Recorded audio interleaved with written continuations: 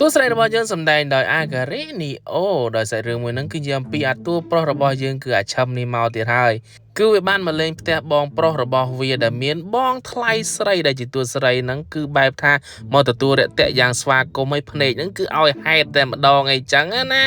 ហើយអាបងប្រុសហ្នឹងក៏មិនជាថាយដែរវាសម្រាប់ចង់មកលេងផ្ទះបងក៏អូខេទទួលស្វាគមន៍ប្អូន24ម៉ោងលើ24ម៉ោងត្មងចង់នៅលេងប្រហែលថ្ងៃក៏អត់មានបញ្ហាដែរព្រោះថាបន្ទប់មានកេងកន្លែងមានដេកបាយមានស៊ី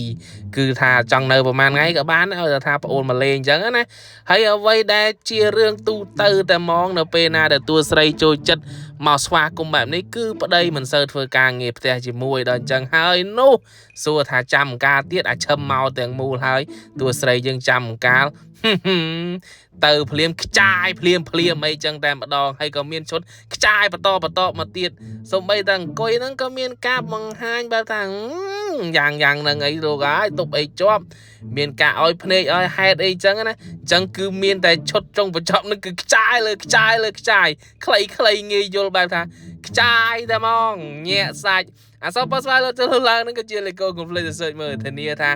អែមខ្លាំងតែម្ដងហើយបើចូលចិត្តក៏កុំភ្លេចចុច like ចុច follow ឲ្យផងបញ្ជាក់ថាសាច់អែមខ្លាំងហ្មងតួស្រីយើងមួយនេះ